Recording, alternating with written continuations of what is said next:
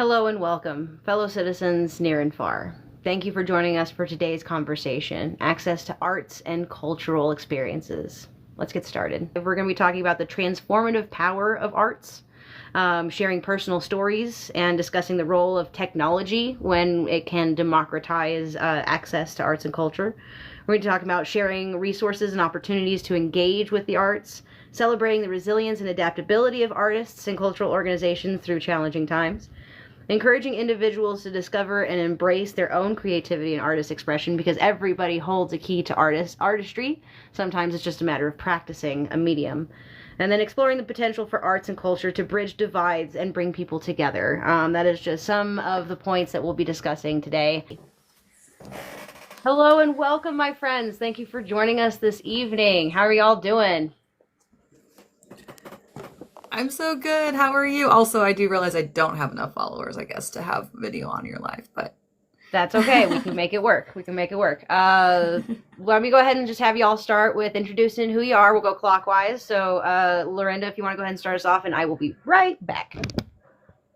yeah, absolutely. So, my name is LaRinda. I'm here on my People's Lunch account. I don't think my other personal account has enough followers either, so I'll just stick with this.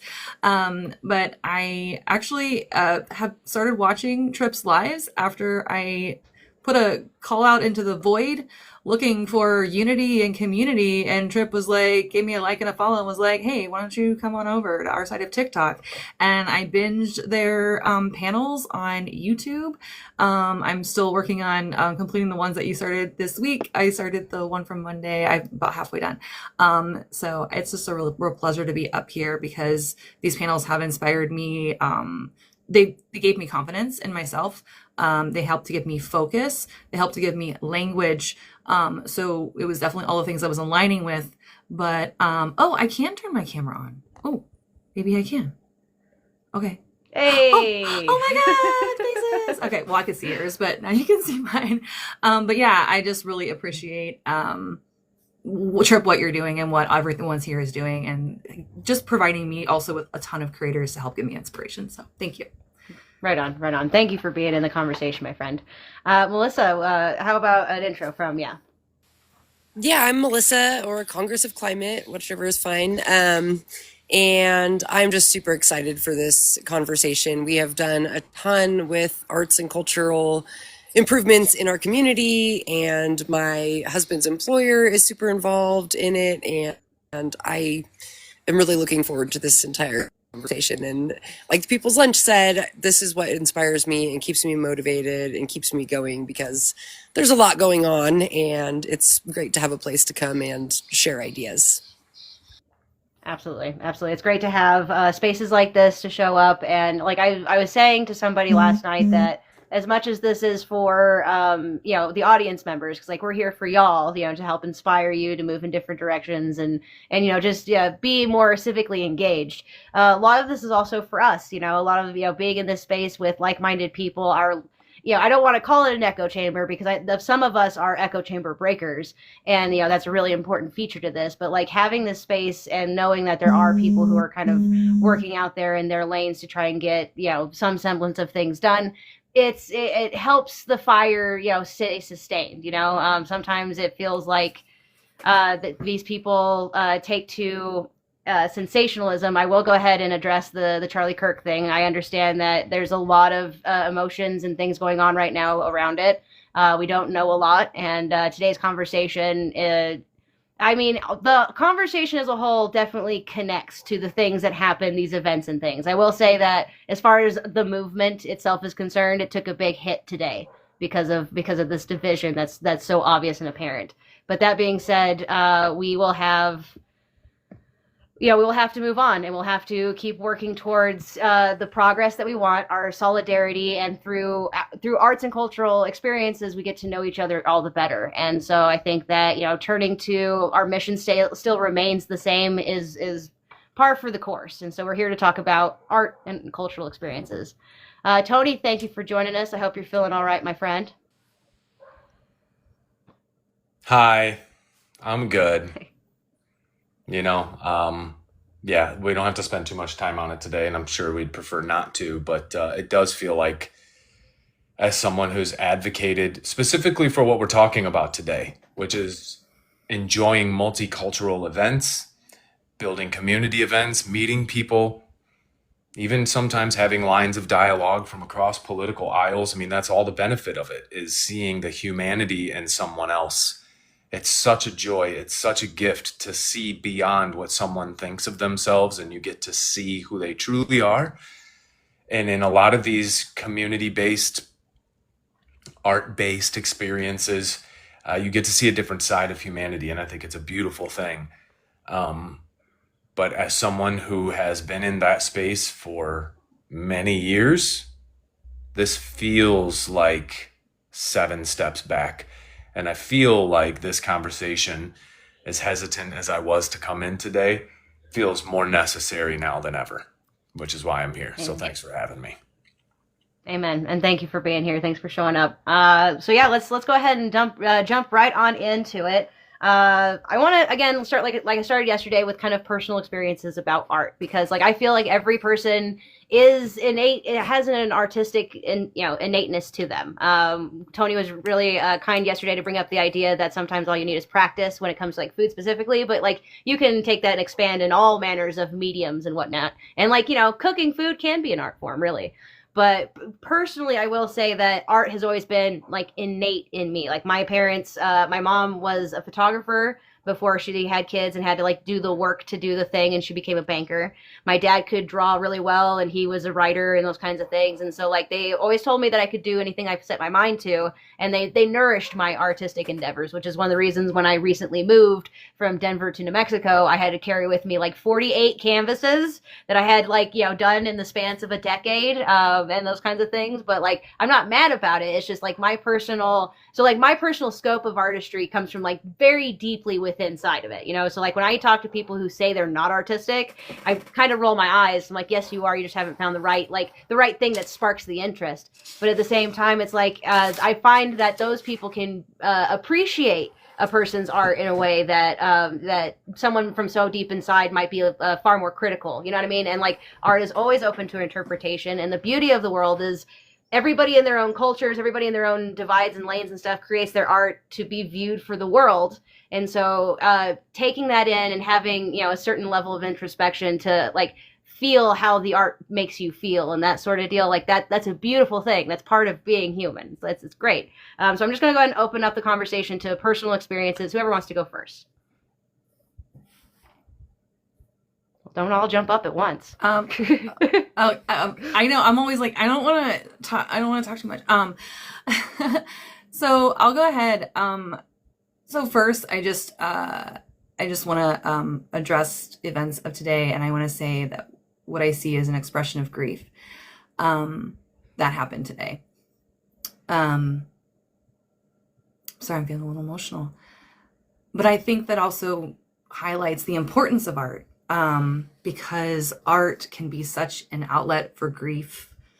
I did a thing where I was at an event and there was a lot of people I love there, and people are getting older, elders are leaving this world, right? And I just made this thing, and it's called it a grief board, and I just went up to all the friends that I saw around this campground, and I said, hey, do you want to write anyone's name? Do you want to write anything? Do you want to draw anything? So it was this collective, like, grieve together. I had people messaging me after, like, was this person's name on it? So just these, like, ways of, doing that as a collective. But I know and music is a big thing for me. I have a lot of community with music. I know, Tony, I got a glimpse into your music family, and it was very mirrored my own. Down here in, Stark and Summit County, very muach so. Like, we had a reunion show for a bit, it was just, I was like, I feel this right here. But recently I've been going to these open mic poetries at our local museum in Massillon, Ohio. And what happens in these spaces is beautiful. And I started to watch the intergenerational panel on, the two of you. And I was just kind of drawing from that experience because it is so intergenerational, where it is mostly people who are much older than me. One time we did have some elementary age children who were there for something else and came in and just wrote poetry on the spot and went up and read it, and everyone was delighted. But it was also a space where people have a chance to feel seen. It's a smaller space. It's very, it's that amateur, like anyone could come up. And this gentleman got up and he said, I don't think this is really poetry. Maybe it's more prose, but I hope it's okay that I read it. And, when I got up and I said, hey, well, what is poetry? What does it mean? We can challenge that. Like, who defines that? I'll define it for myself. And here's what's so cool. Then the person who was running it, and I don't know if you can see it, they shared this. I don't know if you can see it well, but it's a graph and it's a poem. This is a graph, and it's about basically a loved one has like dementia, and it's a graph, and it says nostalgia is here and here is safety, and they plotted them, and it's really beautiful. I can send you a screenshot or something later so you can see this. But what is art? It's something we create. Yeah. So. Absolutely. Art can be literally anything. In fact, I believe there is a famous kitchen sink somewhere that somebody like put in an art museum and was like, it's art. It's like, it's just a kitchen sink, but it's art. But you're right. It can be anything and everything. And as long as as long as there is a movement of the soul, you feel something from it, then the art was effective. Congress, go right ahead with some words. Yeah, I never really considered myself an artist, like you were saying. But then about 2 years ago, I met who has become my really good friend, and she is a biologist and the the former poet laureate of Sonoma County in California. And the first podcast I saw her on was called Art as Environmental Advocacy. So then I realized that I have been creating art my entire life. Like, I've always been a weird kid. I was always strange when I was a child. All my friends had pictures of boy bands on their walls and stuff. And I had a collage of frog pictures that I'd cut out of magazines. And I grew up in a community that had a really strong indigenous culture community. So our county fair was basically me sitting around with a bunch of indigenous women weaving baskets and, talking about stuff. We made acorn bread and doing all these things. So that's what really inspires me about art, is that, like you said, it is anything. Anything can be art. Anything can inspire you from an artistic standpoint. And what is so important about having art in activism is that it inspires your emotions. It inspires people in a way that your words can't. And it inspires different people that are never going to listen to you or never going to see you as a person. They might feel you and hear you through your art. So it's an exciting time to see so much art in the communities. Yes, latte art. Like, there's so many different ways to express ourselves. I personally, as an adult, I can't draw a stick figure that looks very well, but I do a lot of writing, and it is very long form writing, which is not common anymore. So yeah, we are all out there expressing ourselves, and we definitely need more art and need people to be creating their own art so that we are dealing with our emotions in a positive manner rather than some of the things that we're seeing. Absolutely. And so I will say that, like, art makes life more rich. The ability to see a piece that moves us, or some sort of installation, I think one of probably the most common ones would be music. And I think that on that note, I would love to say that I also got to go see the Womack family reunion tour, which was brilliant to really get to experience, because I said, I believe on Monday, that cultural experiences such as, concerts and things can feel spiritual. We're all there for connected energy, and to sing together moves the soul and the body and all of the things. And so when discussing art, people kind of take a step back, because there is so much that can be considered art. But I think that one of the ones, you don't have too many people who don't outright just like music. Everybody likes some kind of music, and and those kinds of things. So it's one of those that not necessarily to the level of food, but I think music can connect us. And from there, I'd like to hear from Tony. Obviously, the arts have enriched my life in ways that are incalculable. From my art teacher in high school, shout out to Mrs. Replogle, supporting our more deviant art at the time, when she was like, okay, I'm going to need you to not show the principal this. Love it, but let's keep this a secret. And showing her support in those ways, all the way through being a touring musician who was able, God, I was so blessed, because I honestly got to hang with everybody from someone who lived on the street named Focus with a K, to people who were in the House of Representatives and playing house concerts in their very nice houses.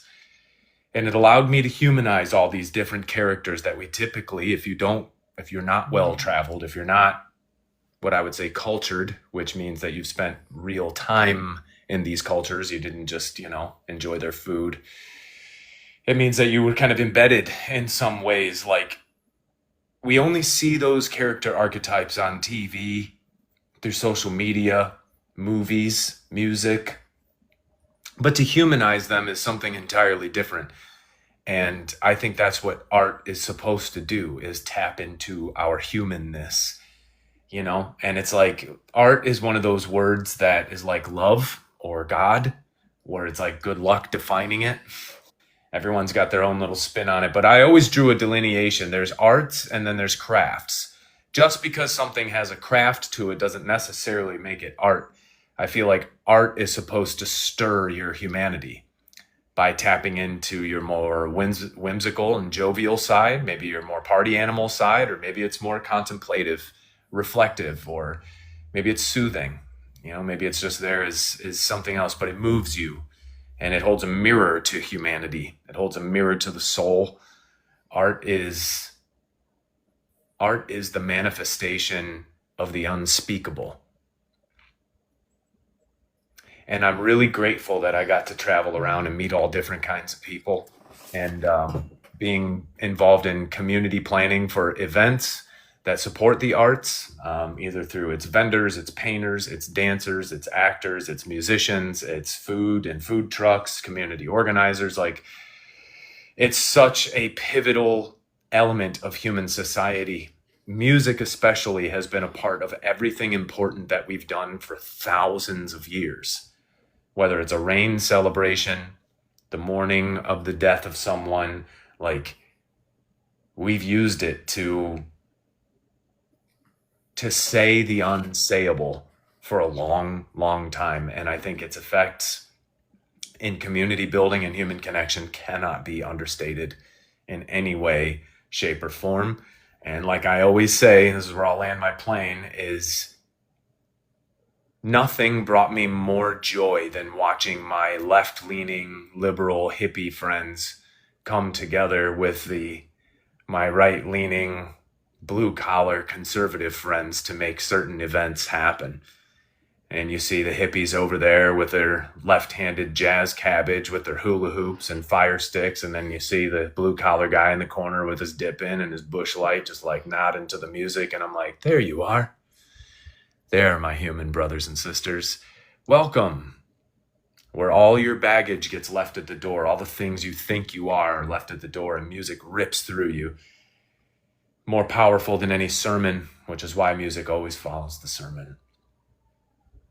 It's true. It's true. There's a reason why, people sing in church. It's a way to get the everybody on like a similar vibration, basically. As much as it spans through the ages, it might be hippie woo. There's probably some actual science to it, but the fact of the matter is, participating in a shared art such as singing, and singing is probably the easiest one to point to, because especially like when you're in a big old crowd, it doesn't matter if you can actually sing, just sing along and you feel that vibration connection.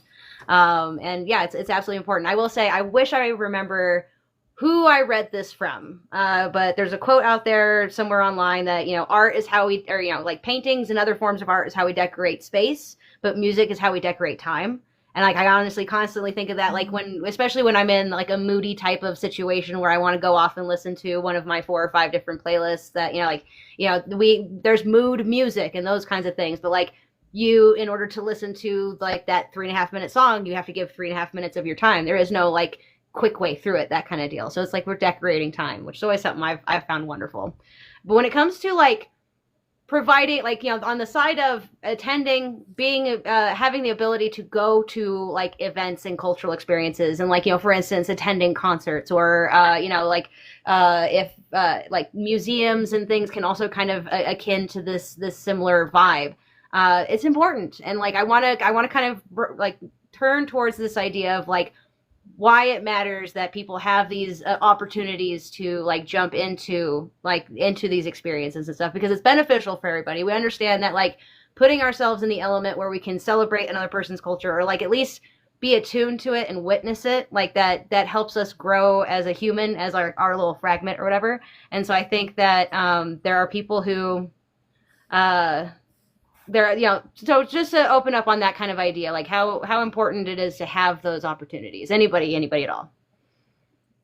Once upon a time, I sat on a committee for downtown development during a revitalization, and we stressed the need for culturally diverse events. And I was in a room full of white people, and so I had to call them out for it. That's just a side story.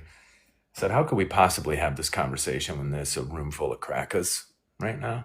Can we do this? Is this really okay? I don't think we should. But the need for it and facilitating that, again, it's about humanization. And I would dare say, and I'm sure Tripp will push back on me on this, but I don't think you can humanize people through digital spaces. I think you can get tastes of it. You can get an idea of it. But the real humanization doesn't happen unless you're like in that physical proximity with somebody. Because then there's nowhere to hide. You're there, you're standing with them. You see their facial expressions, those micro expressions, their body language, the tone of their voice. Are they open? Are they closed? Like connecting with one another and humanizing, whether that's across political divides, cultural divides on a map.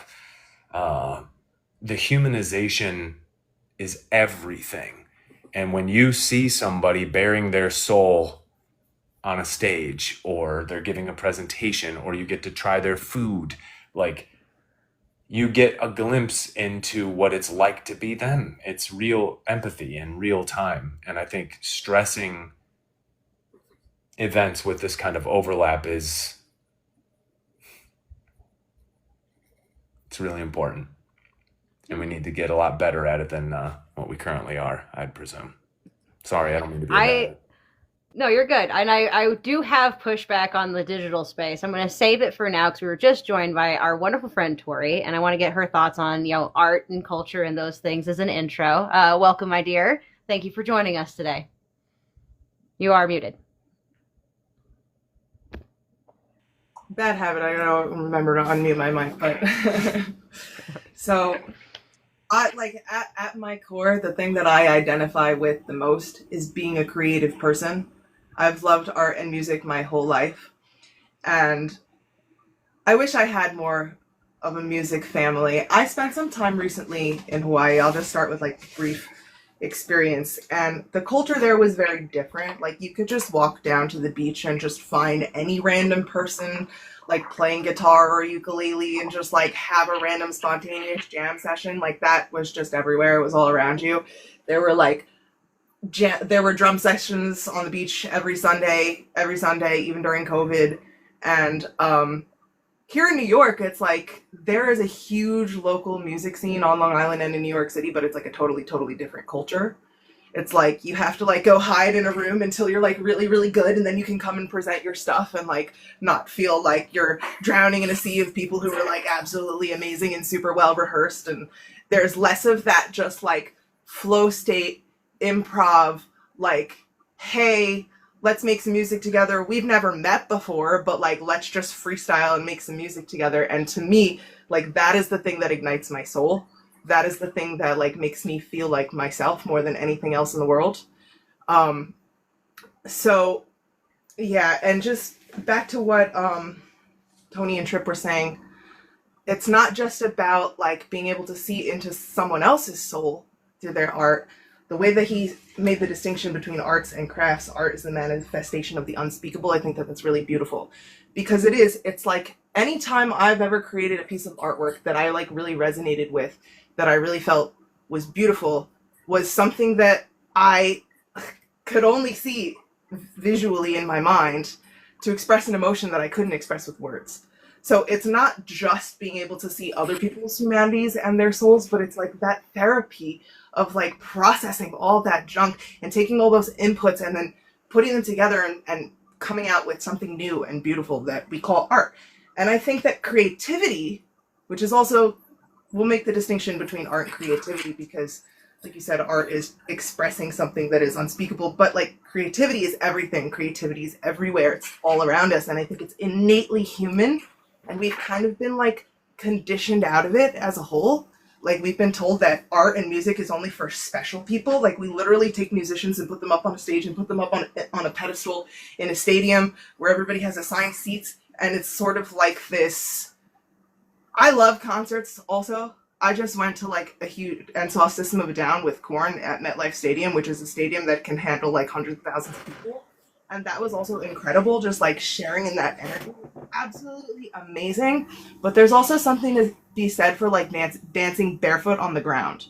And I think that that kind of thing is the thing that is free that has become inaccessible.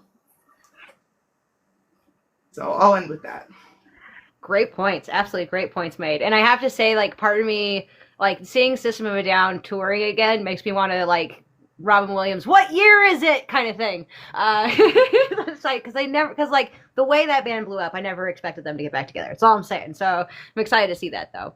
But yeah, and it's like, and it can be anything from the mega concerts, hundreds of thousands of people gathered, you know, in that vibrational energy. It could be a small drum circle, and like, I love spontaneous jam banding type stuff. That's great. Like I carry around a harmonica. Unfortunately, it has a broken reed, but like I carry around a harmonica specifically for that fact of like, if I ever see people jamming, kind of want to join in. I'm not really that great, but if there's enough people playing, I can, you know, I can make my way through it.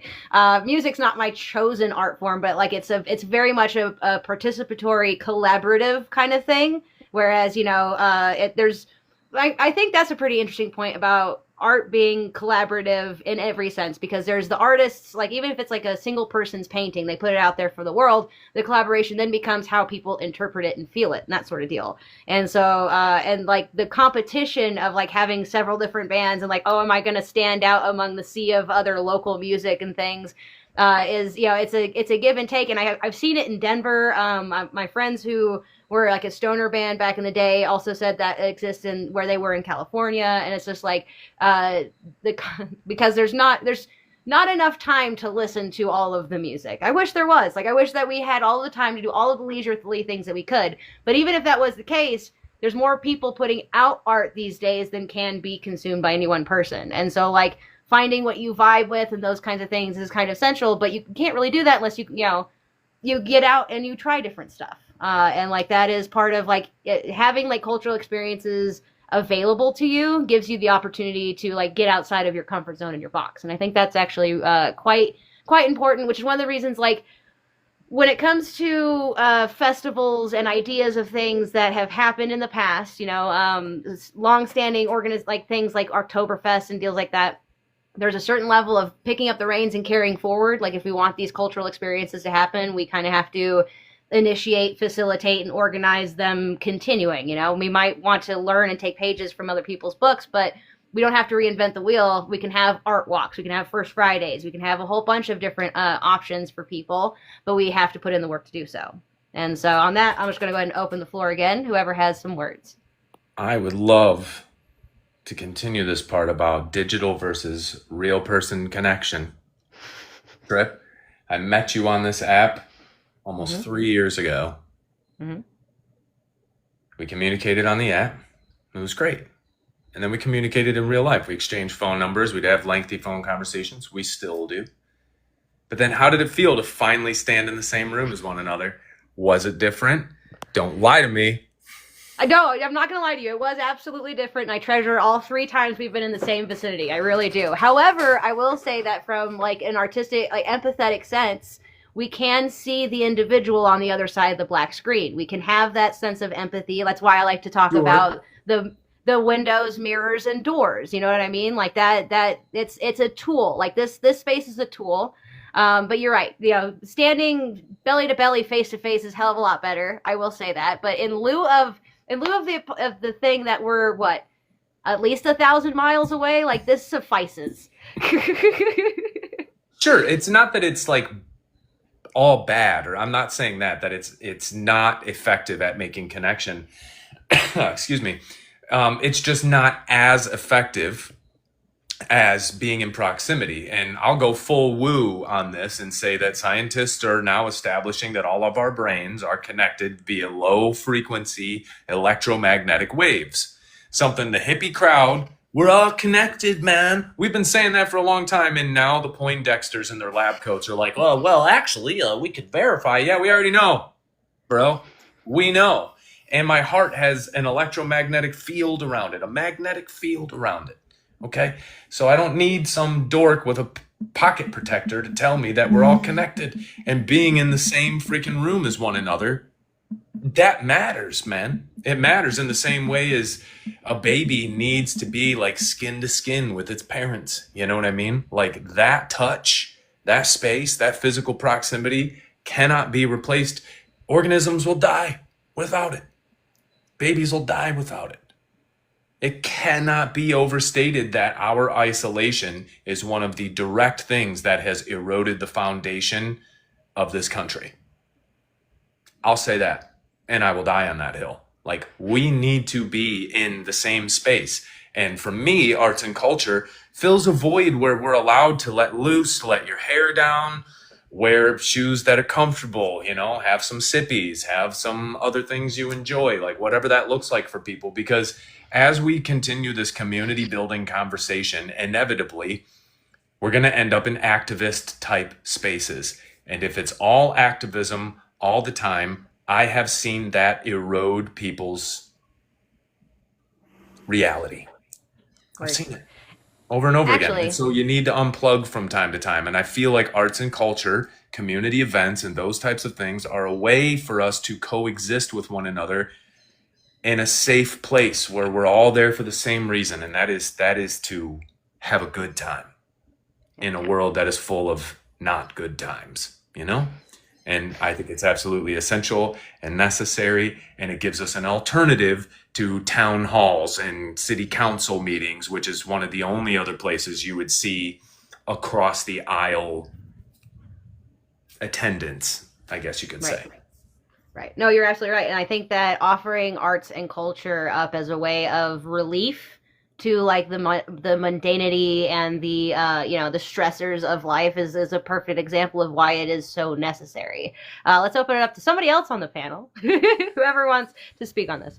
Yeah, I'm very fortunate to have some unique experiences with building out these art-based groups in our communities. So my partner works for, this person, and he is on the city council, which was a whole long process to get him to that point. But where he got his start was in advocacy for medical things. And he knew Harvey Milk. When Ed Rosenthal is coming out with a new book, and he has his cover for his book that he just finished. And we were one of the first people that got to see that.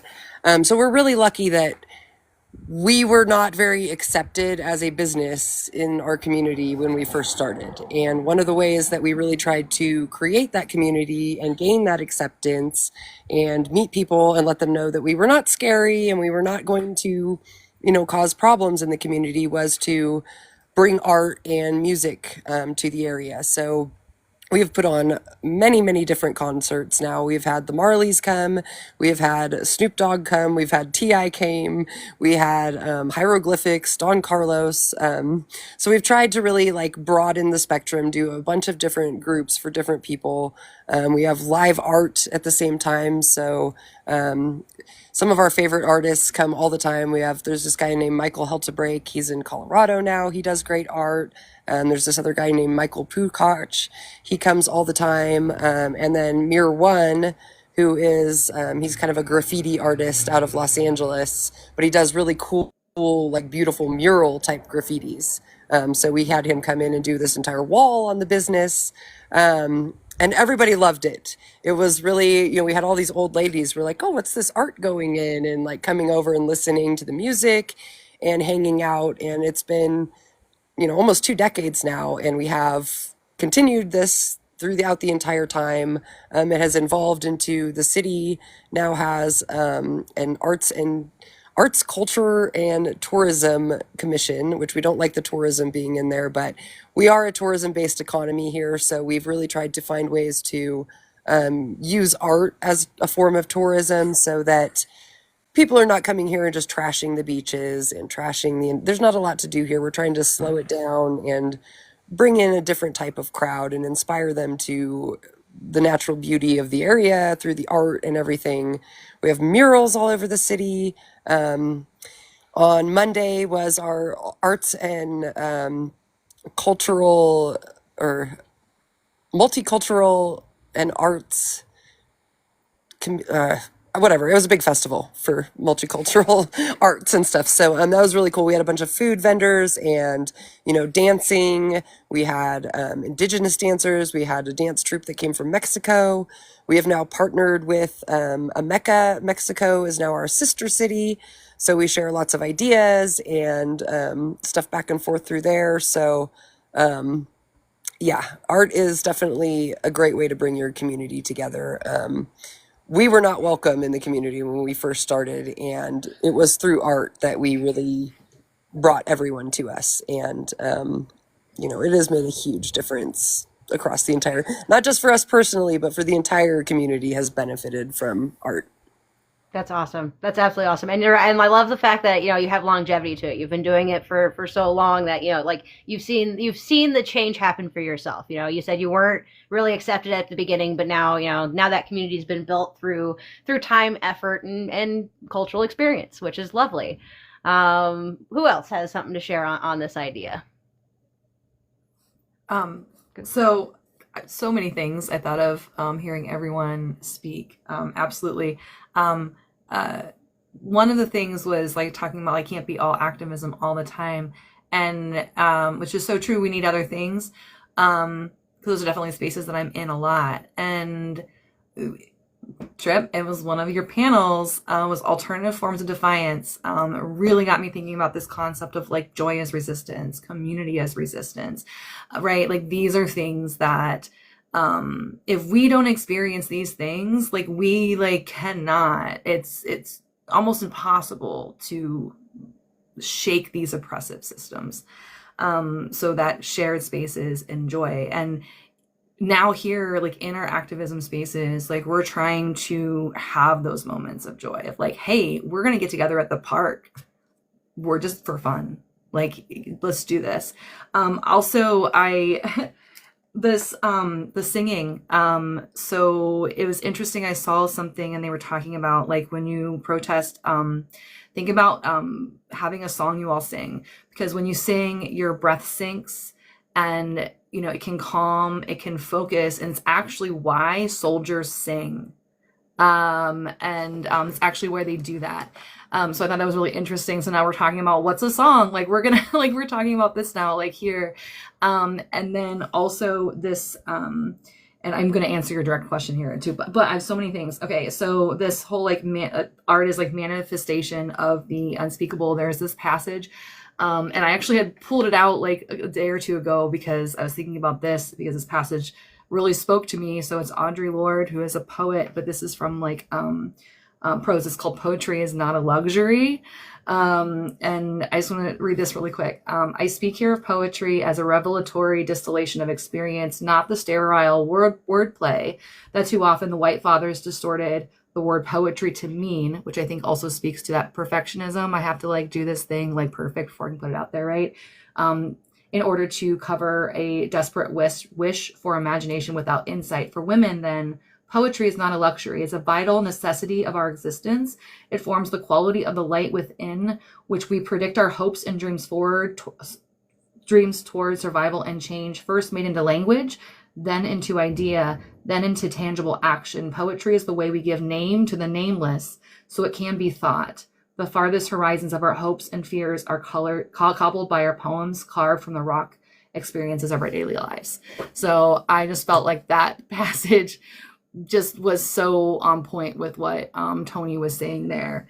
And then why it matters to have these opportunities. So I was thinking about being seen. And this goes with empathy, and this goes with humanity. The last open mic that I went to was actually last Saturday, where it is a lot of older folks.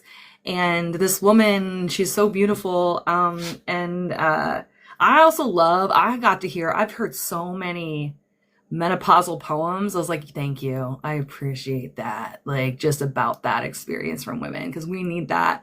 And it's so cool to hear it from like our elders. But she was talking about, she was reading this and she's like, I really don't write poetry, but we all love it. And we're like, this is the place to do it. And she talked about like not being seen. And she talked about how she has so much more to offer. She talked about how she has new ideas. She wants to make the world better. And she wants to be seen. And she talked about like, can we have an elder pride? She mentioned inner speech. And I was like, sorry. Yes, let's do that. Like, I don't know, like, let's celebrate like wisdom. Let's celebrate this. And I was talking about this with a space I was in earlier today. And we were talking about children, and how much they have to offer.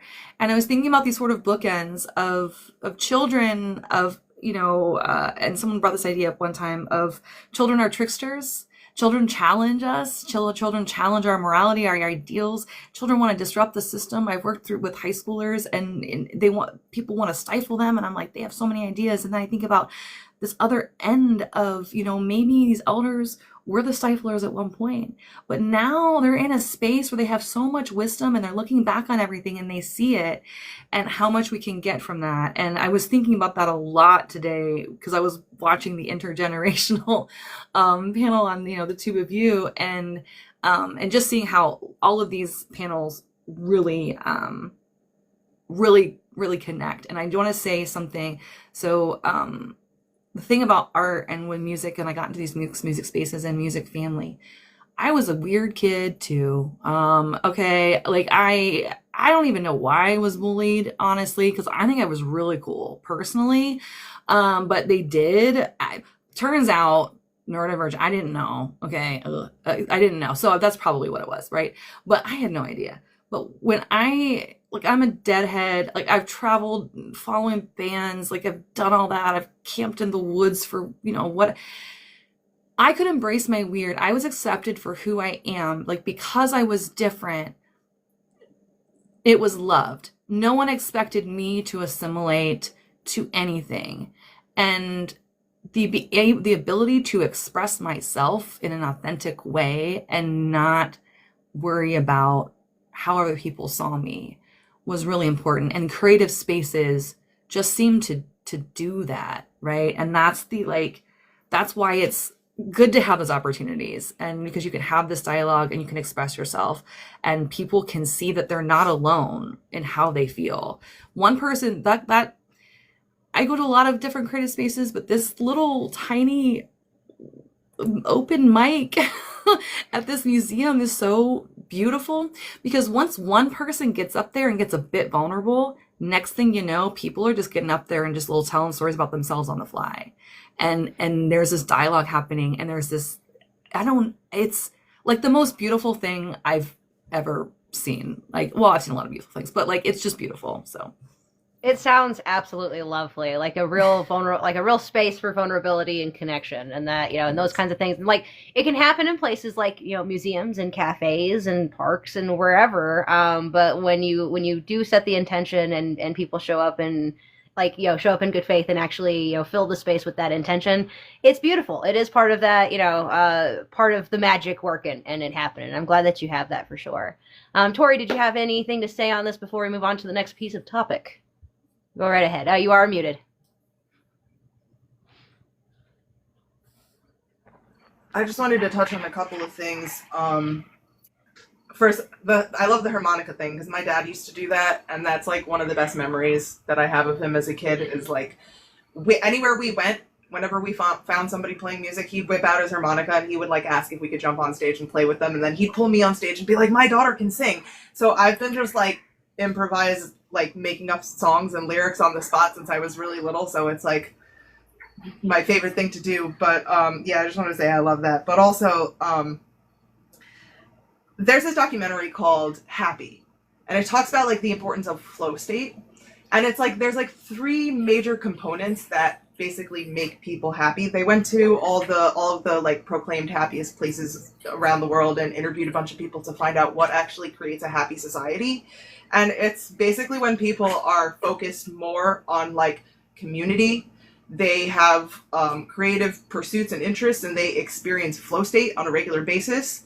And the opposite is like, and then like chasing the opposite, like status and material things, basically is like the recipe for depression. So I mean, we've known this for a long time, and what Tony said about our hearts all being connected. So we also know about the mycelium network in the ground that connects all the trees in the forest and all the plants and everything. And human beings dancing on the ground, the vibrations of like humans laughing and dancing and having fellowship actually strengthens the mycelium network. So we're not only connected to each other, but we're connected to everything else also. And so like I think the collective vibe sort of like has an effect on literally everything, on the plants, on the animals, on the ground beneath us. And yeah, it sounds hippy dippy, but like Tony was saying, we have a lot of science to back it up now. The one other thing that I wanted to just touch on is I don't like to demonize technology either, like, but because it's a double-edged sword. But I think it's important to know just like how it affects our brain. And us as adults, we're older, but I think kids these days and the younger generation are less motivated to go out there and take risks, because the way that dopamine affects the brain is it's the hormone that actually motivates us to go out and like speak to another person. And we get kind of an excess of that through our phones. So, and I think just the younger generations might not necessarily know that or understand how it affects their brain. So I'm not saying that everybody should be off of social media, because like we can make valuable connections and we can get a lot of work done through connecting on social media, but it is a double-edged sword and we have to be intentional about the way that we use it. You are absolutely right. It is definitely the double-edged sword aspect of it can be, because like I've known people who've gone down certain rabbit holes that lead them to, you know, a more isolationist area where, you know, it's just that they close themselves off because they feel like they're getting what they need from such a digital space and such. And like, you know, everybody's journey with the internet and art and everything else at large is going to be purely a personal one, but but recognizing what the pitfalls are and understand, like that's where like the introspection part of the conversation always kind of comes back around. Like, you know, you really have to take stock of like what it is you're doing, and if like what you like, not only like the food that you eat, but like the mental things that you feed yourself. Like, you know, if you're like, for instance, the doom scrolling and just letting the algorithm feed that brain is going to put you in a space of usually anxiety, hatred, worry, doom, gloom, all that kind of stuff. And so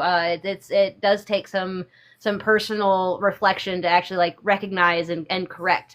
And I think that that does also have an ability to change a person's art. Like, so for an artist kind of thing, like when I participate in very different mediums. You know, I write, I paint, I, you know, do some 3D stuff, you know, I'm all over the map.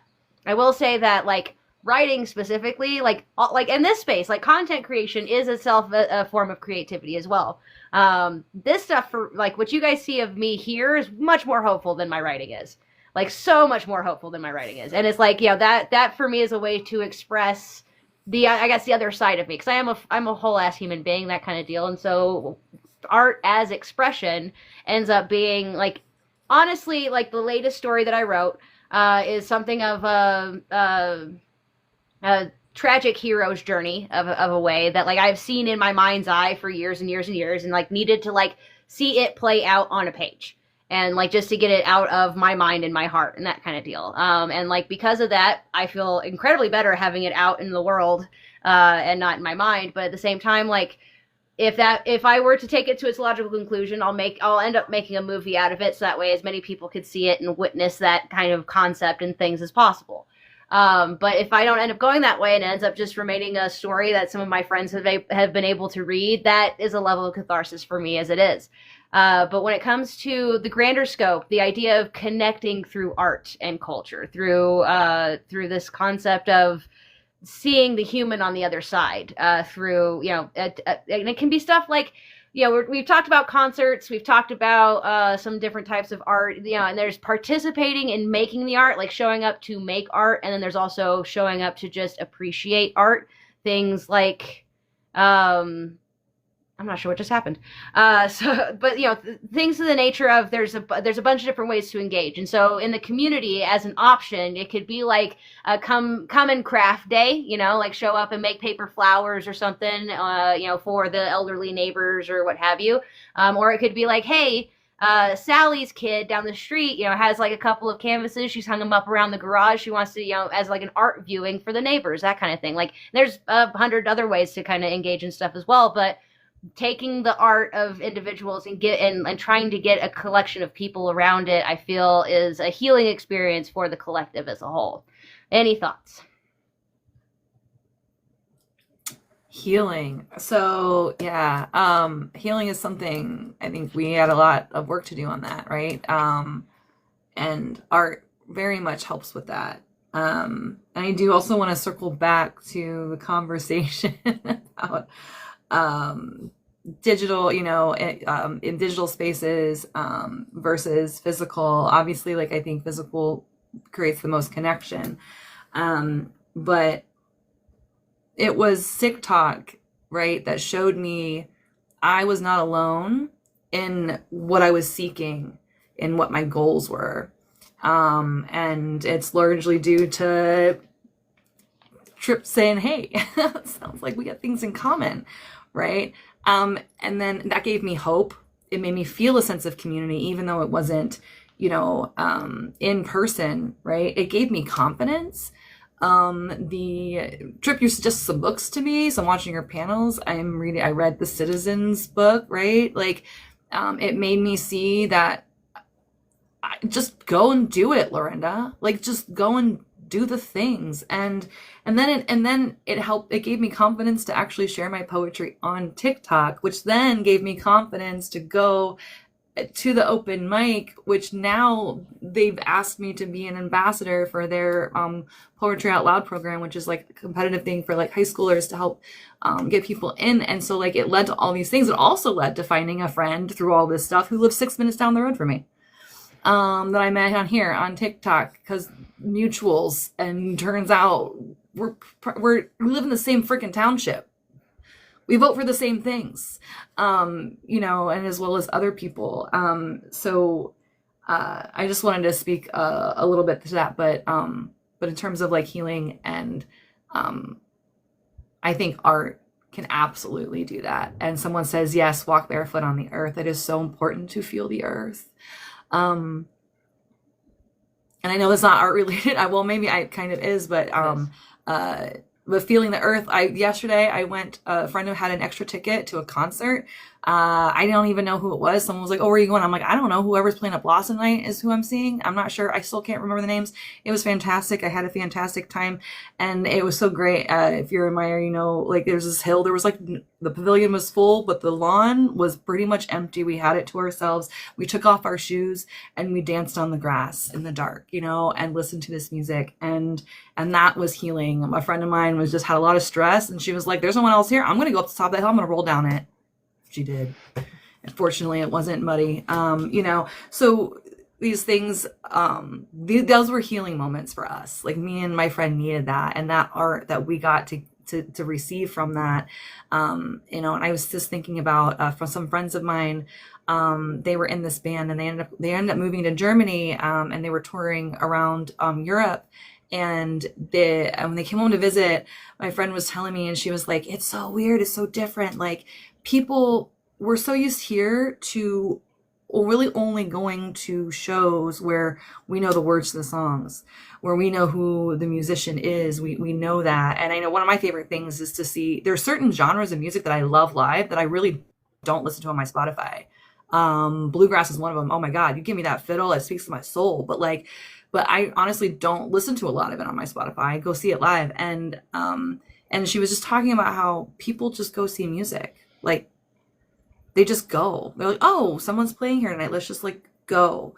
So it's definitely like when we're talking about these different cultural things, in different places, there is, and I think that sometimes here we get just so isolated individually, but like isolated even in just like genres and musicians and types of things, and things are so institutionalized, and that perfectionism and all of that.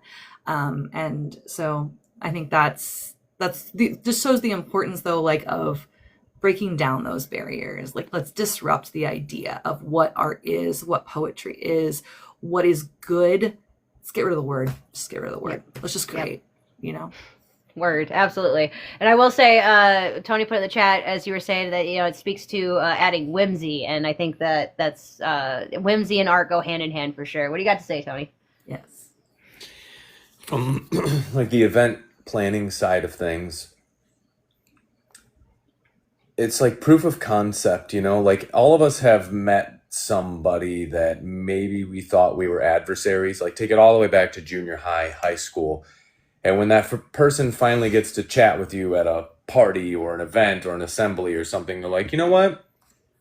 I didn't think I'd like you, or like, I thought this about you, and now that I'm sitting here talking to you, I like you. We've all had a moment like that in our lives, either from us to someone else or from them to us.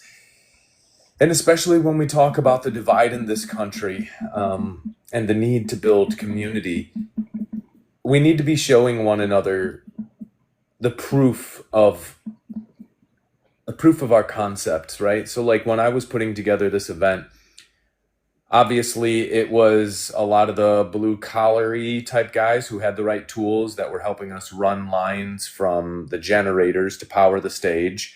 And we buried all the lines so that we didn't have thick cables running all over. It's trip hazard, so on and so on. It's, the appropriate thing to do. So like we're burying cables. We're making sure that the parking, which was just a big field, that we were prepping that with heavy machinery, and we had the porta potties on lock. Where were the food trucks going? Do we have enough power for this?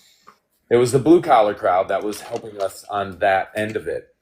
And they would then look at the hippies, my artistic friends, who were melting vinyl records to make them like into these like crimped lampshade sort of things. And we hung them all in the trees with lights. We turned a barn into an art gallery with this massive like makeshift chandelier hanging from the ceiling. That was all lit up.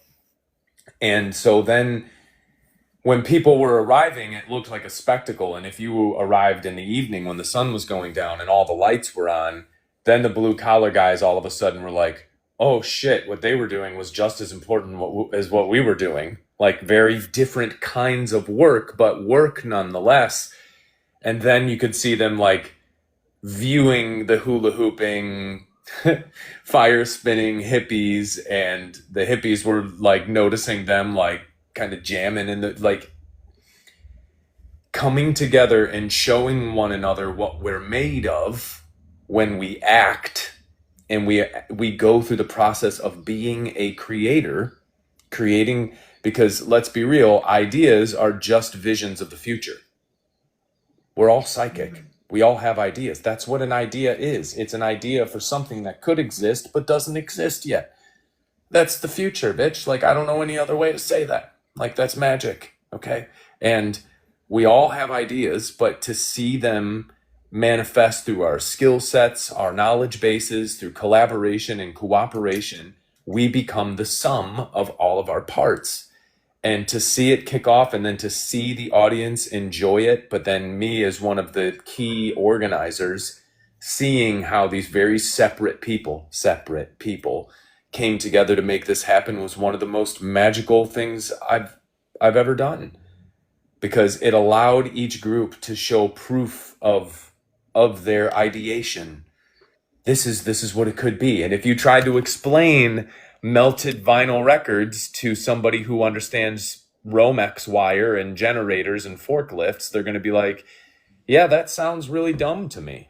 Yeah, I hate to break it to you, but that makes zero sense to me. Much in the same way as if they were to try to explain why what they're doing to somebody else, to that other side, it doesn't make a whole lot of sense. But when you see it in action and you see how it greases all the wheels for this larger thing that we're all serving, That to me is just a fractal representation of society as a whole. And I think that is one of the key motivators, because art and expression is great, but it tends to be a little selfish. Every song I've ever written, even if somebody likes it, hate to break it to you, that was for me. I just happened to share it with people, that was for me.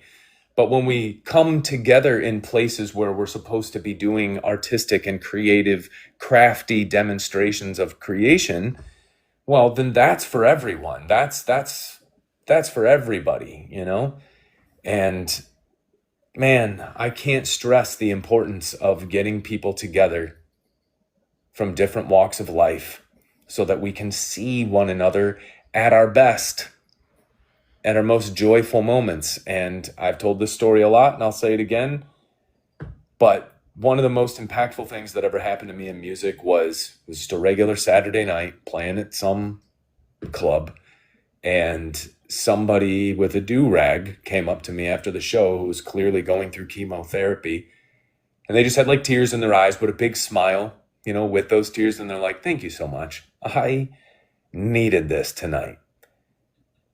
And just some college dropout stoner guy like myself is like, "Wait, my silly little song and dance did what for you now? You're dying. What do you mean you needed this?" And it humbled me and honored me in a way that, like, I knew it wasn't for me, it's for the greater artistic muse. But it is the single most important thing we do. Think about how powerful it is from a propaganda standpoint for a bunch of 7 and 8 and 9-year-olds to stand there at 8:03 every morning and go, "I pledge allegiance to the flag of the United States of America." Like, that's really powerful to all be saying the same thing at the same time. We've been chanting for thousands of years. And so I know there's a lot of forms of music, and we're kind of leaning heavy on the music here in this conversation, or a lot of forms of art, but we're leaning heavy on the music here tonight. But I think it's the most inclusive of the art forms. Yeah, I would definitely agree to that. I would say that because there's abilities for music. Okay, so art has a certain power to bridge divides, He was there. which is what you started with. Yeah, he was there. Which, you started with the idea that art can bridge divides, and that is something very key and supplemental. That art has that power. And music, like you said, we've been leaning on, but it's because it is the most connecting. Like, you don't really have to do too much to participate in listening in music. You know what I mean? Like, in some spaces where we're talking about like crafting events and stuff like that, there's a barrier for those who say, who tell themselves they're not artistic and stuff like that. They don't want to do it because they don't want to like end up with the like crappy little product on the other side that proves the fact that they're not artistic.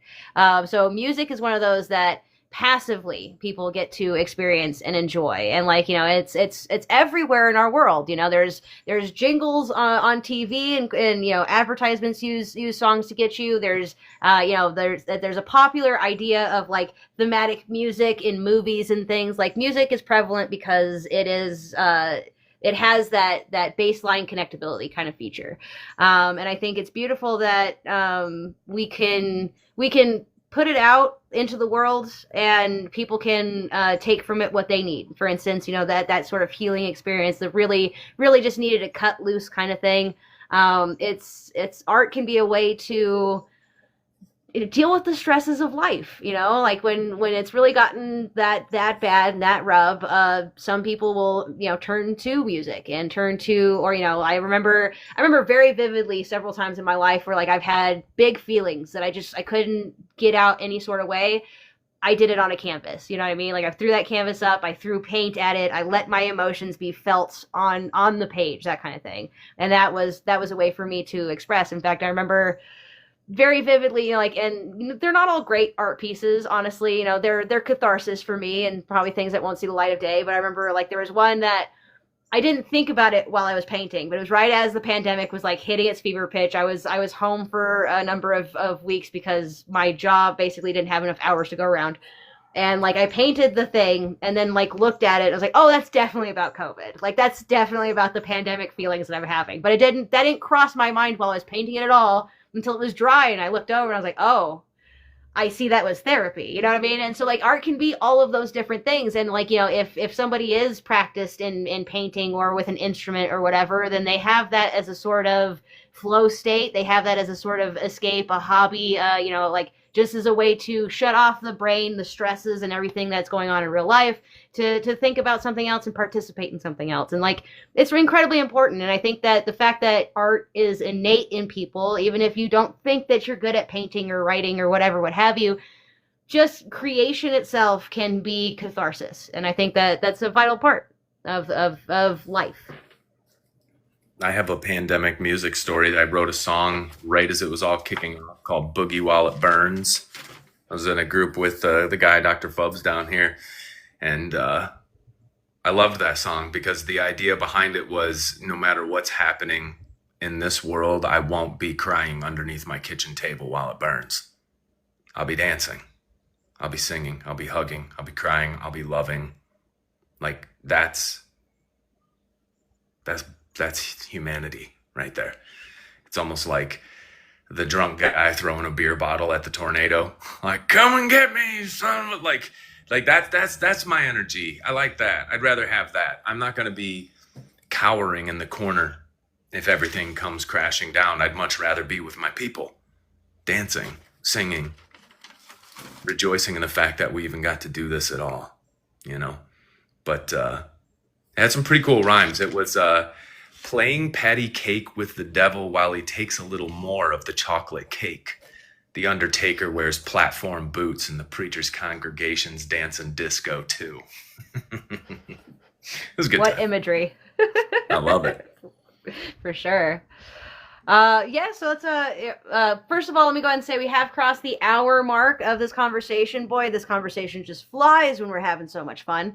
I want to thank everybody that's up on the panel right now for sharing their thoughts and perspective with us, and everybody who is in the chat, giving us some words and things. You all, I appreciate every single last one of you because, these conversations matter. It's part of the larger whole, and like your engagement means that, there's inches of progress to be made. Ripple effects are occurring and that sort of deal. So I thank y'all for the liking and the tapping and the sharing and all of the beautiful things that you are doing. And with that, let's go ahead and turn right back to the conversation with the idea of, celebrating what transformative power can happen through art. Like that idea of, when we're down, we're out, we party, we dance, and we feel better. That joy is resistance and celebration and all of the things. And like, without it, this existence would be pretty dull, don't you think? What do we think?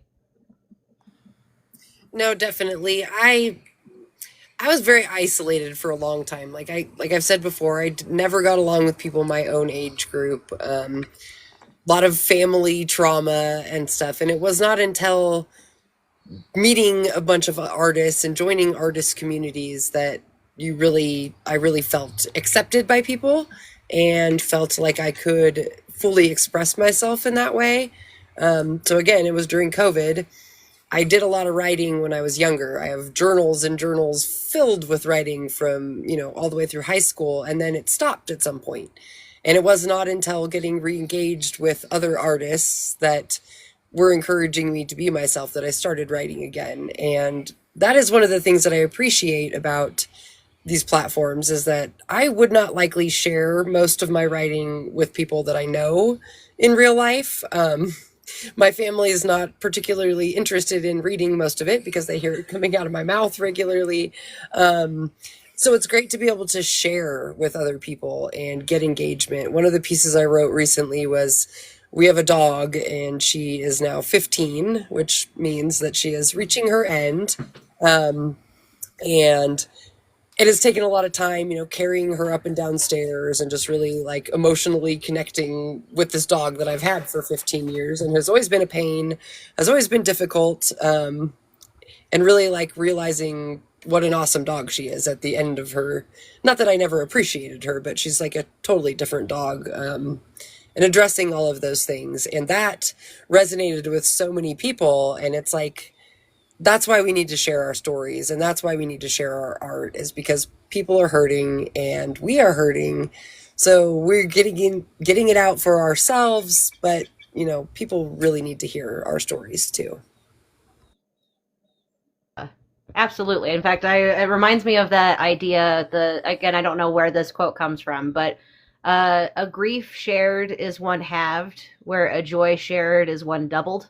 And so that, in that essence, sharing it in any chance and platform that you get, like we can basically say that anytime humans put out a piece, I mean, like, art is so subjective that we can get to that point where just, conversation itself can be an art form. In fact, I can honestly say that some elements of conversation seem like a lost art, like, the idea of showing up in good faith and having ideological differences but still being able to communicate. That itself can be considered an art form in some circles. And it because of that connection, that sharing of the grief or the joy or what have you, it brightens the experience of life, and it helps humans see the humans. And I don't know, it's a beautiful, fantastic thing that I wish people more understood that it is in every small little action, that sort of deal.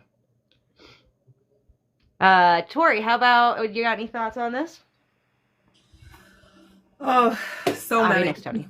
So many. I don't know where to start, but yeah, I mean, basically, like what you were saying about just having a party before I mean, like, I don't want to say before the world ends, because, like, I don't like to be, like, super doom and gloom, but I do really feel like we are living through Don't Look Up. Like, that's why they made the movie. Like, it's a satire about what we're actually going through.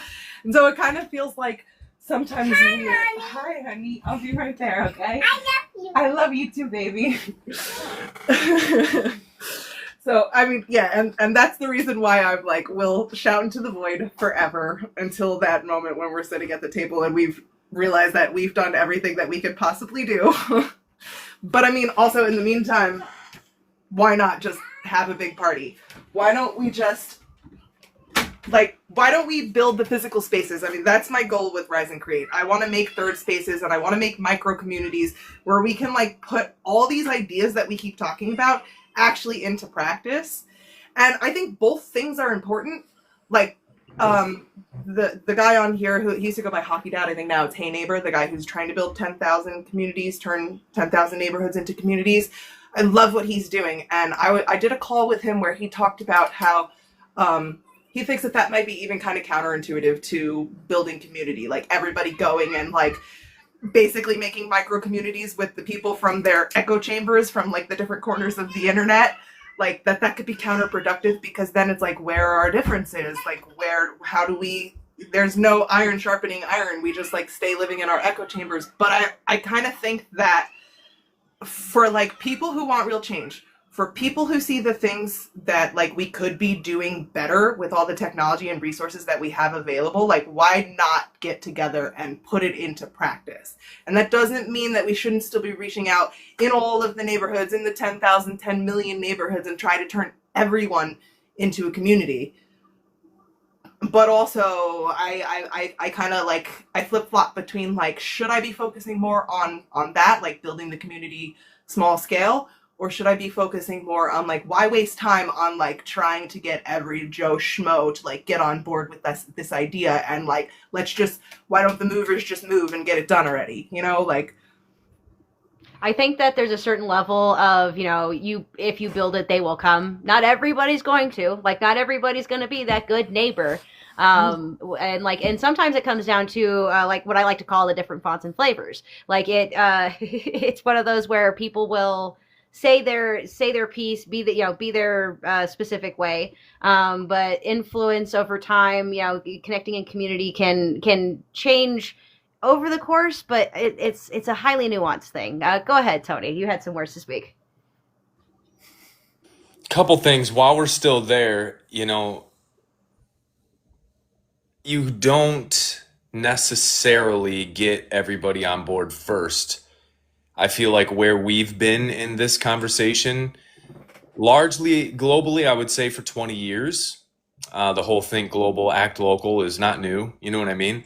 But I think we've been in the propaganda campaign where it's like we're really trying to show people that the power is in the hands of the people, and we're trying to get the ones who are willing, and the ones who are willing are the ones who go and do first, because the Joe Schmoes of the world, I always put it like this. Once Nickelback came out, you got Puddle of Mud. Anybody who remembers the 90s alternative scene. You know what I mean? It's like once one person does it, then everybody's like, oh, that works. Oh, cool, me too. Oh, you bought the Furby? I buy Furby. You like Garth Brooks? I like Garth Brooks. You know? Like that's kind of how we function whether we like it or not. And so in my opinion, this space has really been building up not the actual movement, but the leaders of the movement. That's always the way that I've seen this going, and I'm sure Tripp can vouch for that sentiment. That's kind of where my head's been at from the beginning, is like we're making the community leaders and the parallel pioneers right now. We're not necessarily making the actual body of the movement.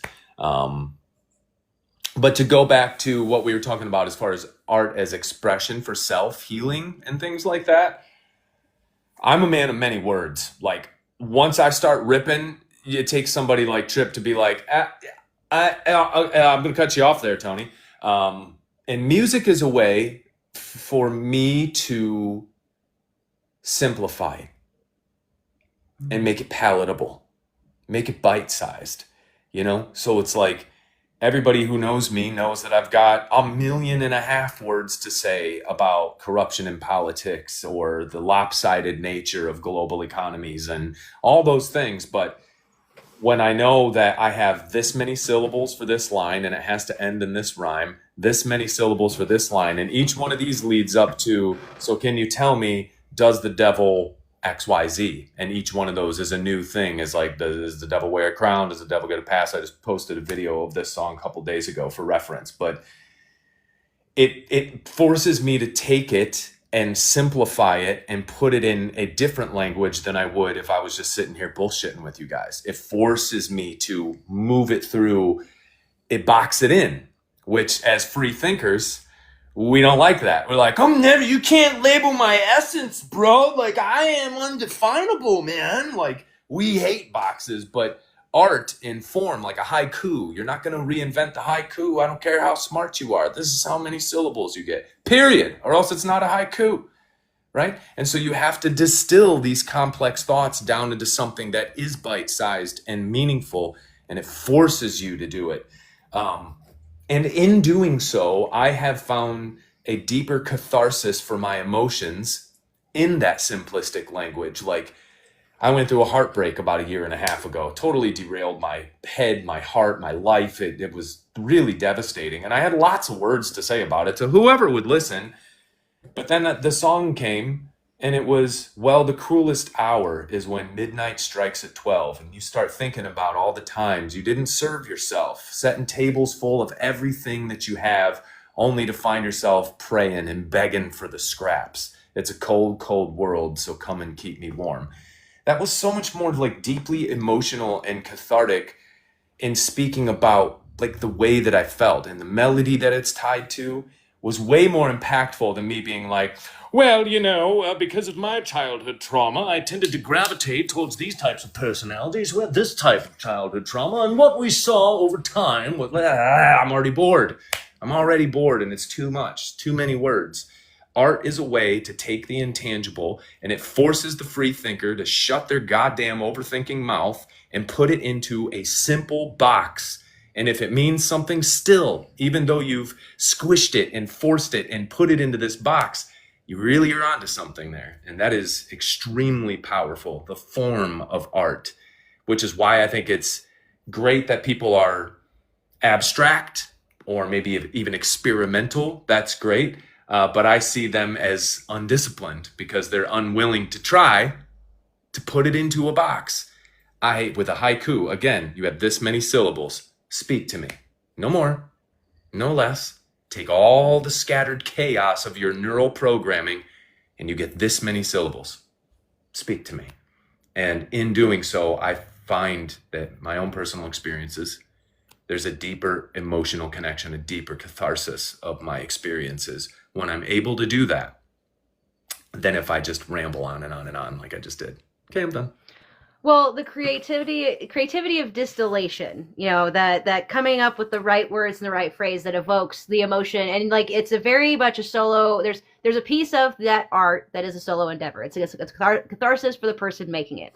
However, when you turn and release it, and people find, people resonate and find, maybe not the meaning you intended, but their own meaning that hits them very deeply or whatever, that is equally a part of that experience or what have you. And it helps connect us like crazy. Like, like if the world was devoid of art, I don't think society would exist. And I know that's like a wild statement to say, but like I honestly think that without the goodness of all of, the beauty of the art that we are able to devise and calculate and put into the world, like that adds to the structures of like why existence even gets to continue. Like, because people are whether it be the artist who feels the need to create, or if it is just any human who feels the need to see and to witness and to hear and have that sort of experience.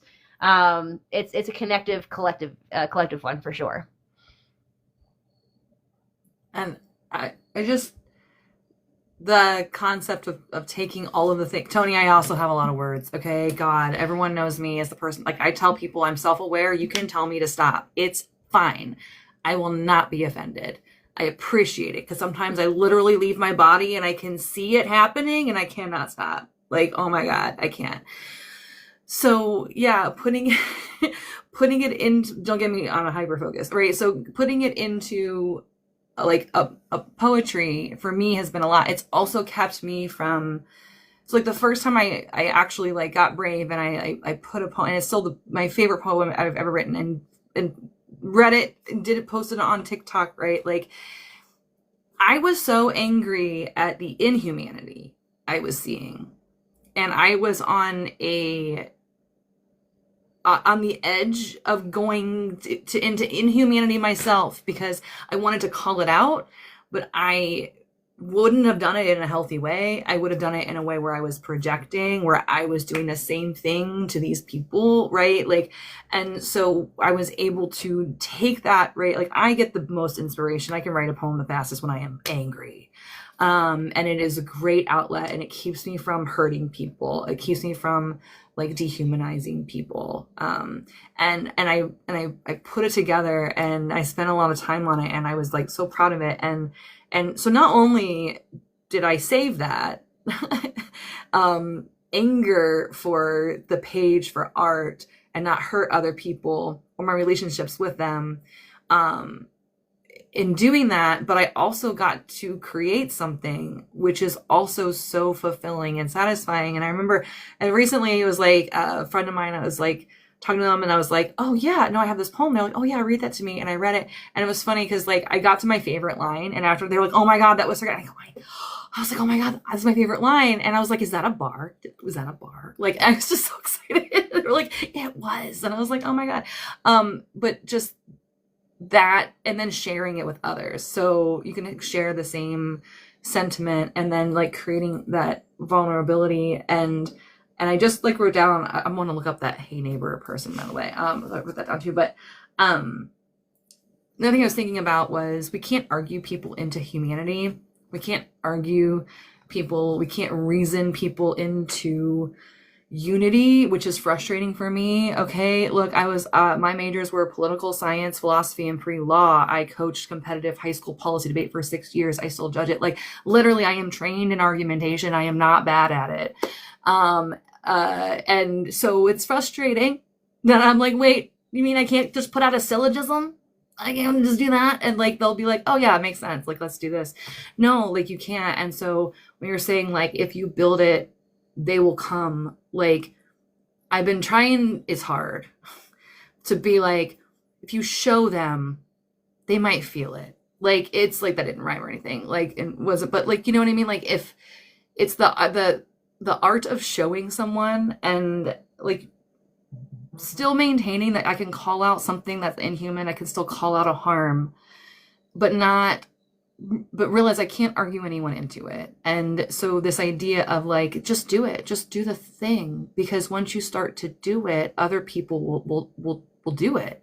And I started to see that. Like I got, like I got brave and connecting me to other people and seeing them be brave. And I see more people pop up and be brave and doing things and creating things in my community. And it's lovely. And I also was presented with this idea today of kind of challenging the word collaborate, of it, thinking about it. Someone was thinking about it in terms of like, sounds like work, sounds hard, sounds like a group project where only one person does the work, and challenging that with replacing that word with co-create, because that kind of like, it really kind of could put people into a mindset of this kind of a paradigm shift of like, we're creating a great outcome, and there are lots of different ways to help in that. And that's what I really advocate for. People like, oh, I can't go to the protest, I can't go speak at the public speaks, I can't. I'm like, that's okay. There's so many ways to participate, and telling a story is a way. Tony, you said something about like, writing a song as like a selfish act, right? And I don't personally, I don't see it that way. I see that as you're telling a story, right? So when we tell stories, we tell personal stories, whatever the feeling is, the sentiment is, we're creating a path to empathy. And so what you did in creating that song, right? And then sharing it and being vulnerable is so human. And what the person, who's going through what they're going through is experiencing is so human. And so it's just connecting that humanity, and we need narratives, right? We need stories. That's one of the reasons why I love this app, is we can tell stories and can listen to stories. And storytelling is an art. I talk about, I love audiobooks. Well, first of all, I can go through books faster. I can speed them up, and I can listen to them while I drive and stuff. So that's really great. But there is an art to the oral storytelling, right? Like, I get attached to certain narrators because of the way they speak. Like, don't give me a nonfiction book with someone with no personality. You can have personality in there. So it brings people together, and it's just that shared act of vulnerability and humanity. So I love it. And I think we write the songs for ourselves, but they grow beyond us, is what it really comes down to, is that they keep growing past the person that wrote them. They mean different things to different people. People add their own feelings to it. So you write it selfishly for yourself. All my writing is definitely selfish for myself, but it grows beyond us.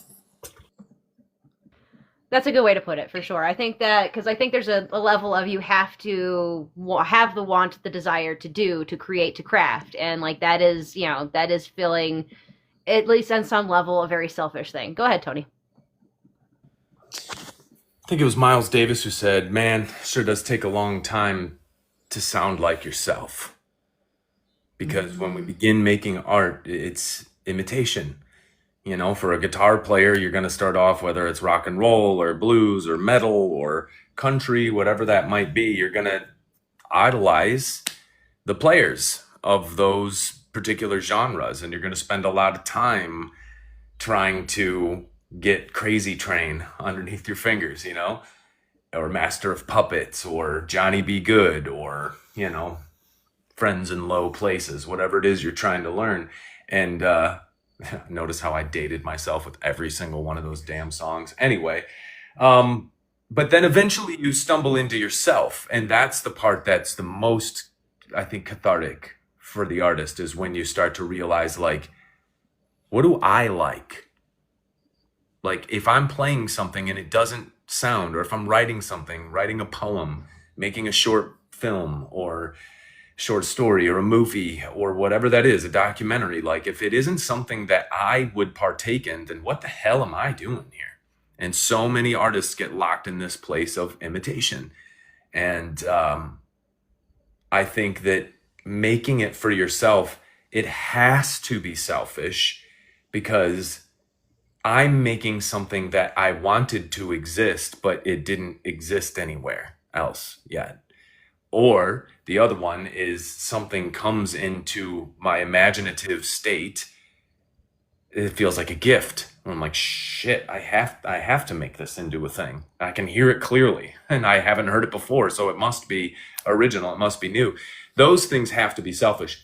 The sharing of it, though, that's when I think it was Fubsy earlier in here said, like, the beholder, the eyes and the ears of the beholder, everything. And that's true. That's when it becomes communicative. You know what I mean? It belongs to everybody, like, as a musician, I've played so many cover songs that if I'm playing Taxman by the Beatles, George Harrison more specifically, Sorry, dude. I've played that song so many times. That's mine now.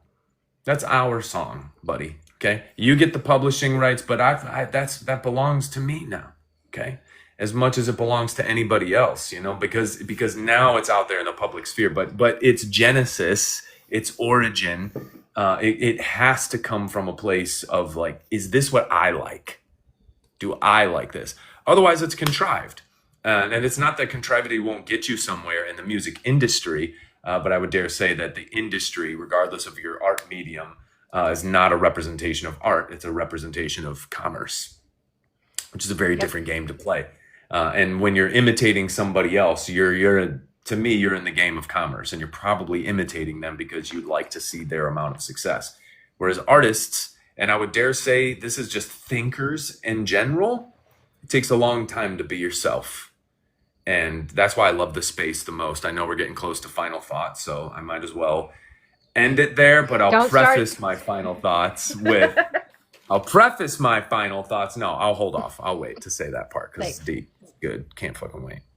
I'm sure it's real good, just real good. I want to say that yes, there is a level of artistic endeavor that is I'll go above like selfish seems like a right word, but I think that it's I don't know, like I don't know. There's a point at which because there's pieces of art that I have in that 48 canvases or whatever that like if I chose to would never see the light of day. In fact, it's really funny. My husband, way back in the day, I was painting at night and he had just gotten his new DSLR camera.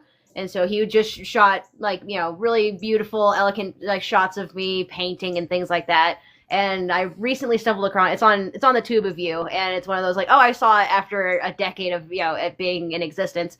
And it's like, oh, that's really great. But then like in the couple of shots you can see the painting that I'm working on, and I know the like the end goal of that paint, like it wasn't something that I was so super proud of to turn around and be like, this is what came from it, that kind of thing. And like it was really funny because when I was moving canvases, I came across that one and then thought of them, and like he called it Il Pittore, and so it was like very very beautiful, romantic, very well done. And so like that bit of the art expression that we co-created together in a way, because I was painting, he was filming, that piece produced something that we were both proud enough to share. But like I'm not gonna put this like it was a playful act for me. Like the painting that I was working on was very playful, very much just getting paint onto the canvas and having fun with colors and things.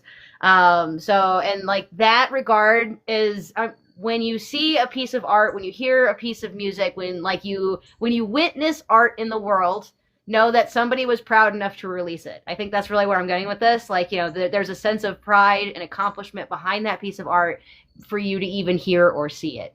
And he is right. We're at about the last 25 minutes or so. We're not quite ready for last words, but they will be starting in the next 10-ish minutes. So just to have everybody in the panel prepared for that. We're going to keep the conversation open, though, right now. And I kind of want to take just a brief moment to talk about the resilience and adaptability of art through ages, because it's something that is a constant through humanity. Like it goes back, I mean, there's cave paintings on the walls of the very first humans kind of stuff. Art is prolific. And so I think that its adaptability in society is definitely worth merit. Anybody have any ideas or words to speak on that? Talking about art as legacy? Yeah. Art as legacy? Come gather around people wherever you roam, and admit that the waters around you have grown, and accept that soon you'll be drenched to the bone. Like, you already know what I'm saying, don't you? You heard that song before? The times they are changing. Like, it's as relevant now as it was then. That's 63 years ago. I think that was Freewheelin' Bob Dylan. Times they are changing. It was like 62, I think, 63, somewhere in there. But anyway, the thing that I love the most about history and anthropology is not any other reason but humanizing the past. I think that's probably the biggest theme of today's conversation, is the humanization of the stranger, living or dead. And to see that the people of Pompeii had dogs chained up outside behind their houses. There were posters on the town square walls for plays that were happening that weekend, and life was generally the same as it is now. They just didn't have fucking Netflix and phones and cars. You know what I mean? And art is much the same way. It's such a human thing that it's always relevant. It always matters. You know, Hamlet, Macbeth, like some relevant shit in there. And how old is that? You know, the Epic of Gilgamesh, the stories from the Old Testament and the New. Like, you read the Bhagavad Gita, you read the Tibetan Book of the Dead, like this is just the human experience being transmuted through language, through art, through the written word, through scripture, through scrolls, whatever that might be. I think that art has staying power when it really captures what it is to be alive. And that's why we've been doing it for so damn long. Word. Very well said. Very well said. Tori has to hop off, so we're going to go ahead and get her last words real quick. Tori, thank you so much for joining us again today for the conversation. Thank you for having me. So, art as legacy just made me think of a couple of like sci-fi movies that have now like really held true 20 years later. And so I kind of think that if if the AI Sentinels don't wipe us all out, if we like really play our cards right and everybody starts like becoming active and getting involved, then like we have the chance for the AI revolution to like bring us into a new renaissance. I think that art and creativity is like it's innately human. It's always going to be valuable. And if AI takes everybody's jobs, we're going to have a lot of time on our hands, and people are going to want in-person creative cultural experiences. So I think that that's like the train that everyone should jump on. But also, just for closing words, I just want to end with this conversation has made me think of a couple of like viral TikTok audios. There's the Billie Eilish audio where she says, "Your art makes art." You might not know it yet, but when you make art and you put it out into the world and somebody else sees it, it might inspire something else and for them to go out and create something else. And like the definition of creativity is being able to take different inputs and process them and come out with a new output. And that is your art. Like whatever you produce is your art. And I also think that that's really super important for like processing trauma and processing emotions. Art, like the creative process is almost like dreaming. Like the brain needs it. I think that like art is like dreaming for the soul. It's like a necessary function. We need it in order to like regenerate and like be able to just like come back to ourselves and not be so overwhelmed by everything that's going on in the world. But yeah, so for closing thoughts, I just want to end with this last concept. And I like to call it the 4 C's for change. And the first one is creativity, because creativity breeds collaboration. Collaboration breeds community, and community breeds compassion, which is the main number one thing that we need. And that's the point of the community building, is for us to all have compassion for one another so that we can make this world a better place. And if we can build a community that is based off of that culture, that's how we're going to see real change. Right on. Very well said. Very well said. Thank you so much for coming in with that as last words, and for joining us today. I just appreciate your perspective in this conversation. And yeah, I think the art as legacy thing is kind of deep and can be pretty prolific when you really look back from like an anthropology type of standpoint. Art absolutely does have staying power, and like, you know, it matters. It echoes through ages and that sort of thing. And so it's so innate to the human soul that, you know, we see it in abundance everywhere throughout time. And that makes it significant because, you know, it increases our, you know, our ability to connect to each other, to connect to the greater world, and to and understand that we're not alone. These experiences and stuff that we have are human and that sort of deal. So it's a very important matter for sure.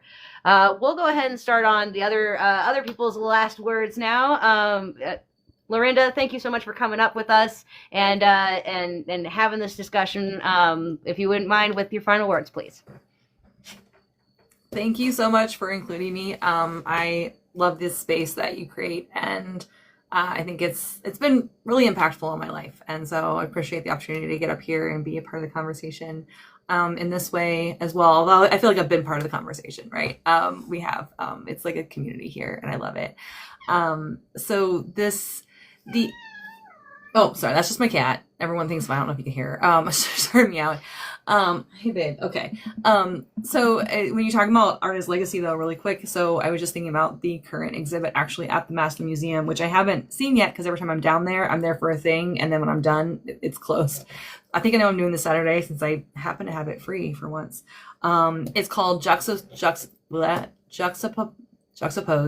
Honoring the Past, Inspiring the Future. So it's this like past, present. So it's so relevant to what y'all are talking about. And I just wanted to mention this idea of like AI, like revolution to bring us into a new renaissance. I'm going to get woo-woo here. Okay. Pluto is in Aquarius. What does that mean? It means the time for innovation, the time for community, the time for toppling power structures. The last time this happened, right? We had the French Revolution, American Revolution, Industrial Revolution, right? There's my cat. And so, so I think that, yeah, there's definitely a way to utilize that. And I think that we should, you know, and as an Aquarius, I'm like, let's go to the moon. So there's that. Also, when you said cave paintings, it made me think of something. What we're combating right now, a harmful ordinance the city is trying to put in. They're basically criminalizing homelessness. And so we went down to do public speaks on Monday at City Hall and during City Council.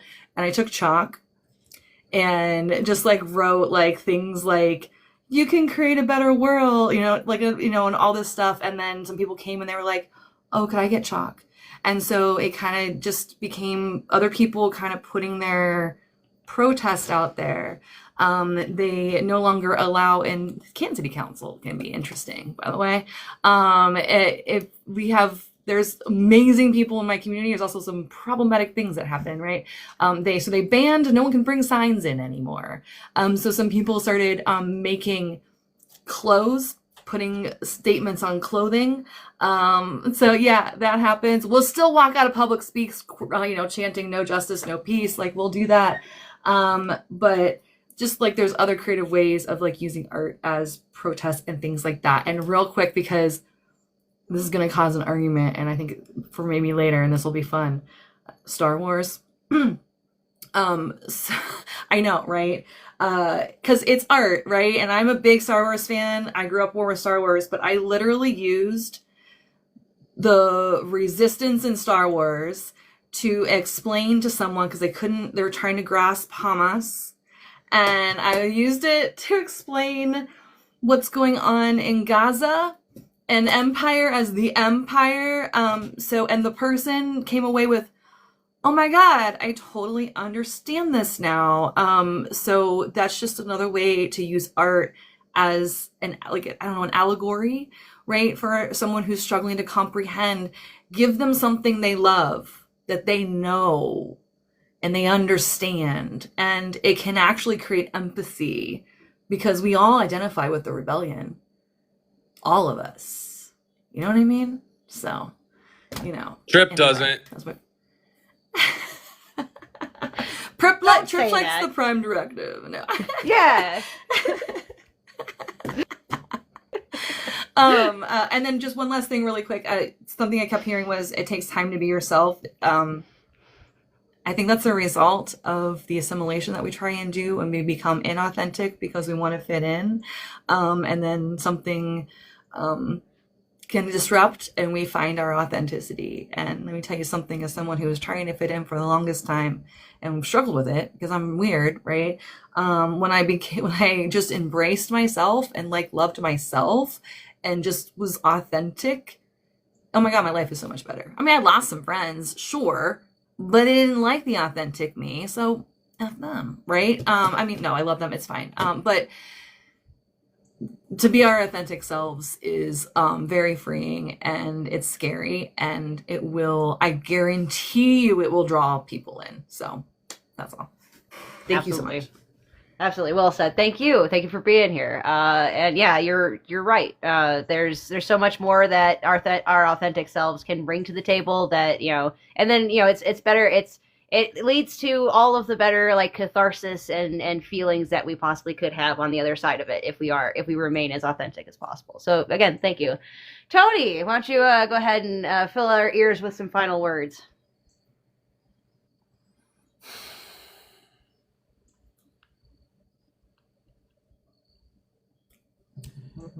If we don't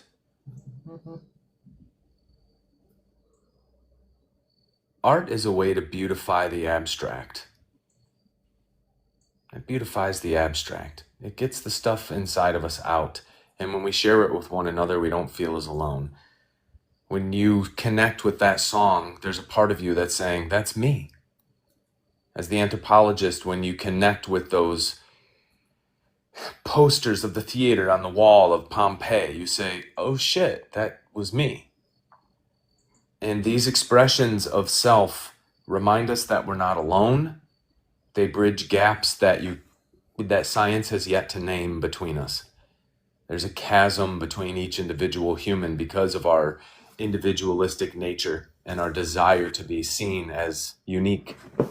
But art builds a bridge between that so that we're not an island unto ourselves. And when we talk about community engagement, I ain't going if there's no art. If it's just a town hall, sure. If I'm fired up enough about the issue, I'll be there for sure. But when we talk about community building, events, engagement, if there's no art, if there's no singing, that's like my ex wanted me to go to church with her real bad. And she's like, there's a live band. And I'm like, okay, fine. And I went. And they were so-so. It was okay, But the churches I've gone to where the band is smoking, I'll go. I don't care what the scripture says, and I don't care if I agree with it or not. If the band's smoking, I'm there, baby. Because that is a direct tie to the divine. Because whether people want to believe in some higher power or not, what we're finding out is the entire universe is vibrating. What are vibrations? Well, they can be translated to sound, light, those types of things. And it's no coincidence that music heals. We've seen, especially with music, we've seen somebody who's in a catatonic state of either Alzheimer's or other degenerative disease as they get older, and you put on some song from when they were 19 and their whole face lights up and they start tapping that's fucking magic. I don't care what science ends up calling it. I'm cool with just calling that magic.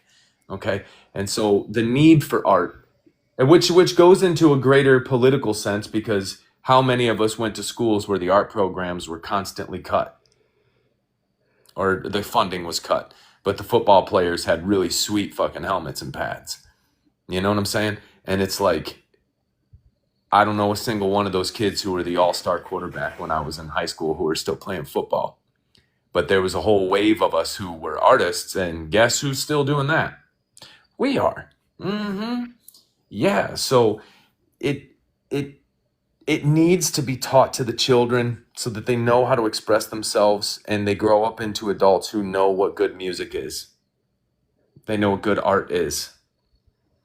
And the goodness of it isn't determined by its technicality. It's determined by how much does it stir within you. Because back in the day when you bought a jazz record in 1959 or 1962, the person reviewing it on the back knew their shit about music. Next time you're in a vintage record store, find an old jazz record and read the back of it and be like, Jesus Christ, was this person a musician? How did they know that this was out of C-sharp Dorian? How did they know that? Well, that's because the average listener knew a whole hell of a lot more about music back then, because music education was a lot different back then. Straight up. And as somebody who adores the fineness of art,